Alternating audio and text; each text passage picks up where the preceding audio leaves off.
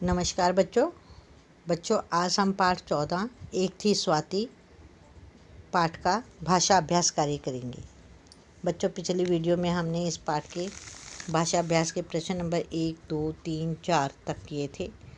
इन चारों में हमने जो है पहले प्रश्न में हमने और लगाने का यानी कि युग्म शब्दों के युग्म जोड़े वाले शब्द जो थे उनकी जगह और शब्द का इस्तेमाल सीखा था कि जो जोड़े वाले शब्द होते हैं उनको क्या बोलते हैं, युग्म शब्द। जैसे माता पिता, तो युग्म में यहाँ पर क्या है, योजक चिन्ह लगाया जाता है। योजक चिन्ह को हटाकर हमने और का प्रयोग करते हैं, उसको सीखा हमने।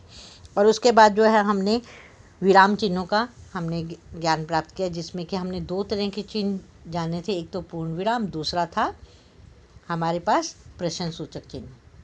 कि दो तरह के हमने यहाँ पर विराम चिन्हों का अभ्यास किया था कि हमने जो है कि पूर्ण विराम कहाँ लगता है, जहाँ पर एक साधारण वाक्य जब ख़त्म हो जाता है तब हम आराम करते हैं तो उसको में पूर्ण विराम का प्रयोग करते हैं। और दूसरा था कि जब हम किसी से वाक्य में प्रश्न पूछ रहे हैं तो वहाँ पर प्रश्न सूचक चिन्ह का प्रयोग किया जाता है। तो इस बात को हमने ध्यान में रखते हुए हमने अभ्यास कार्य किया था। तो मेरे ख्याल से जहाँ तक मुझे उम्मीद है कि आप सब बच्चों को सब पता चल गया होगा। और नेक्स्ट जो हमने प्रश्न किया था वो था उपसर्ग जोड़कर नए शब्द बनाना। उपसर्ग मैंने बताया था आपको कि एक उपसर्ग होता है, एक प्रत्यय होता है। उपसर्ग होता है जो कि शब्द के शुरू में लगता है ना, और शब्द के अर्थ में परिवर्तन कर देता है, ठीक है। और प्रत्यय वो होता है जो कि शब्द के अंत में लगता है। प्रत्यय शब्द के अंत में लगता है और उपसर्ग शब्द के शुरू में लगता है। जो अंत में लगता है उसको हम क्या बोलते हैं, प्रत्यय, और जो शुरू में लगता है उसको बोलते हैं उपसर्ग। अब बच्चों यहाँ पे फोर्थ में जो है हमें विकल्प दिए हुए थे और इसके साथ हमने जोड़कर जो है उपसर्ग जोड़कर नए शब्द बनाए थे। जैसे बेजमा में होश, बेहोश, सुजमा में रक्षा, सुरक्षा, प्रजमा में भाव, प्रभाव, निजमा में डर, निडर।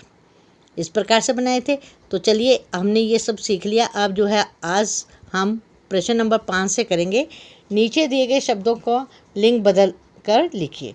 अब लिंग बदलने, लिंग किसे कहते हैं आपको पता है कि लिंग क्या होता है, जिससे हमें स्त्री या पुरुष जाति का बोध होता है, उसे लिंग कहते हैं। लिंग में क्या है, हम लिंग दो तरह के हैं, स्त्रीलिंग और पुल्लिंग हिंदी में, है ना। स्त्रीलिंग में स्त्री जाति का बोध होता है, पुल्लिंग में क्या होता है, पुरुष जाति का बोध होता है। तो यहाँ पर हम शब्द देख रहे हैं माता, मामा, मालिक, श्रीमान।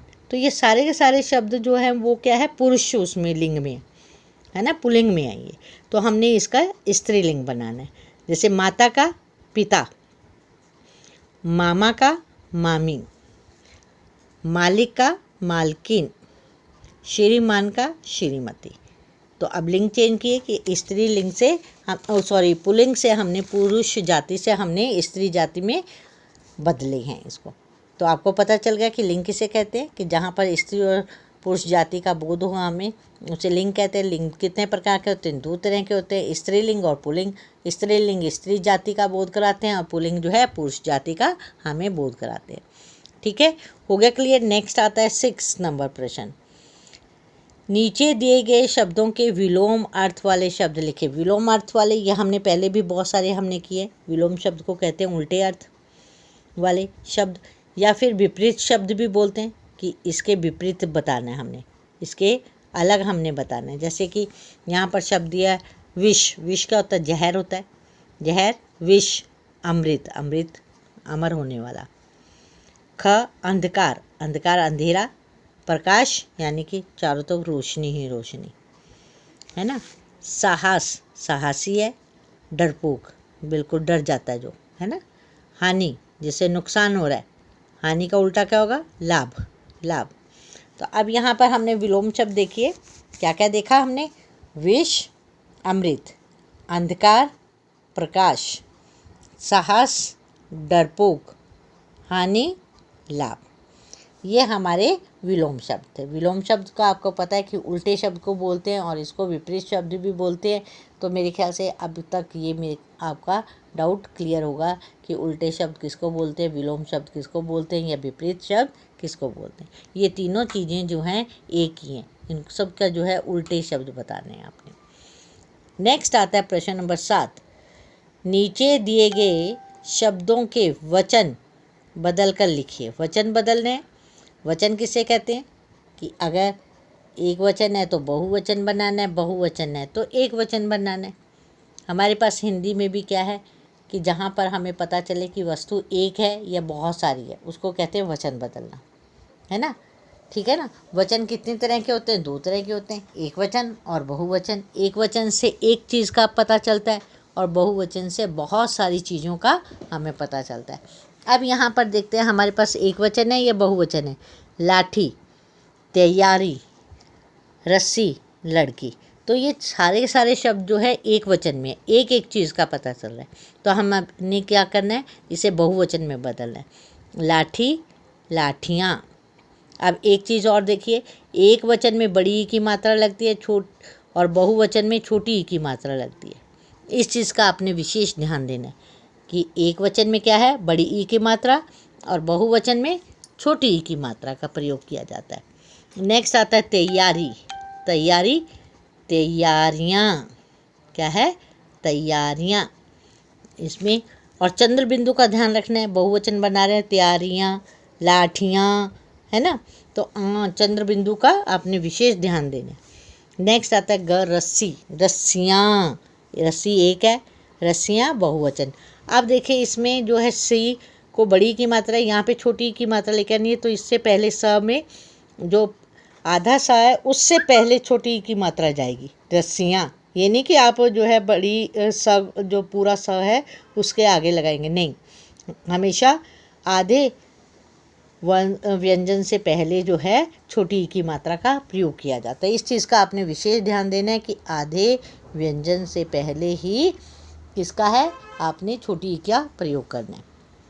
फिर है लड़की, लड़कियाँ। चंद्रबिंदु का ध्यान देना है। लड़कियाँ, रस्सियाँ, तैयारियाँ, लाठियाँ, ये सारे जो हैं बहुवचन आ जाते हैं, जहाँ पर या लग गया और चंद्रबिंदु आ गई। और बहुवचन को बनाते समय हमें क्या है, एक वचन में तो बड़ी ई की मात्रा आती है, तो बहुवचन में छोटी ई की मात्रा में बदल दिया जाता है। इस चीज़ का भी आपने ध्यान देना है। हो गया क्लियर। नेक्स्ट आ जाइए, यहाँ पर नीचे दिए गए शब्दों से वाक्य बनाकर लिखिए। अब यहाँ पर शब्द दिए हुए हैं, इनके आपने वाक्य बनाने। वाक्य आप ज़रूरी नहीं है कि जो इस बच्चे ने लिखे हुए हैं वो लिखें, आप अलग से भी लिख सकते हैं। आपको जो है ठीक वाक्य पता है, बना सकते हैं, तो आप ज़रूर बनाइए।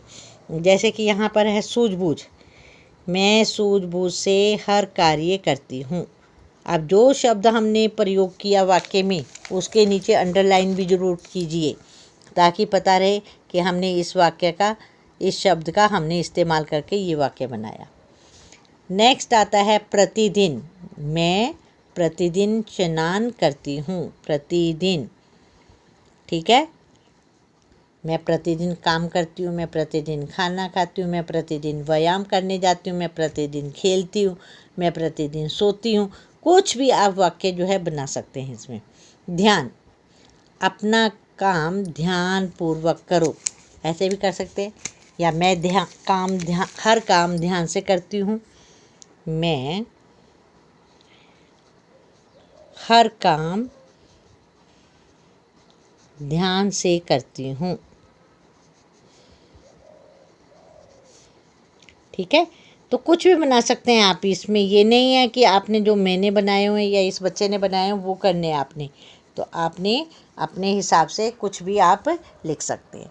तो यहाँ पर आपने क्या सीखा मेरे से आज, जो है आपके जो हमने जो आज पढ़ा और सीखा वो था कि लिंग किसे कहते हैं, वचन किसे कहते हैं, और वाक्य और विलोम शब्द किसे कहते हैं।